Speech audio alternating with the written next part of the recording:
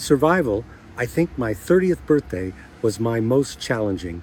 That was when I realized that I too would someday say goodbye to this body. Somehow before that, I seemed to function as though death were something that happened to other people. At 30, something changed. The fragility of life became personal. Perhaps that is why I felt a certain relief when each of my two boys passed his 30th birthday. All too often in our youth, we take the precious nature of life and its fragility for granted. We live as though there will always be another day. There is a strange gift in realizing there may not be. Awareness of impermanence doesn't have to make life frightening. It can make life precious. When we know something will not last forever, perhaps we take better care of it. I have found this to be true of marriage as well.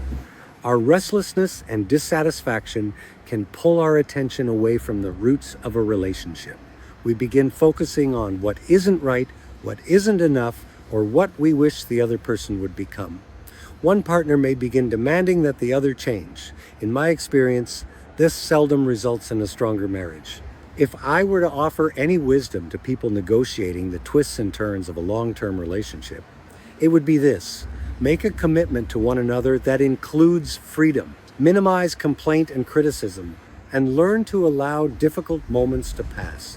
Not every problem has to be solved in the moment it appears. I have seen so much suffering come from people allowing the momentum of one difficult day to carry them into decisions with lasting and sometimes tragic consequences. Anger builds upon anger, hurt builds upon hurt. Words are spoken that cannot easily be taken back. A temporary storm begins to look permanent. Sometimes survival means giving the storm room to pass. Go to bed, wake up to a new day, take a walk, take a retreat. Give yourself and the person you love enough breathing room for greater clarity to emerge. And do the spiritual work of awareness. What is happening in me right now? What am I holding on to? What would cause the least harm? What fits?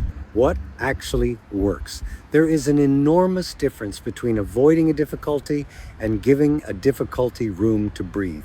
Time can change what we see. A night's sleep can change what we see. Silence can change what we see. Love can change what we see. The long road of a relationship inevitably contains disappointment, disagreement, illness, aging, loss, and change. Perhaps the goal isn't to eliminate these things. Perhaps it is to learn how to travel through them without unnecessarily harming one another. The same realization that came to me at 30 applies here. This is fragile. This body is fragile. This relationship is fragile.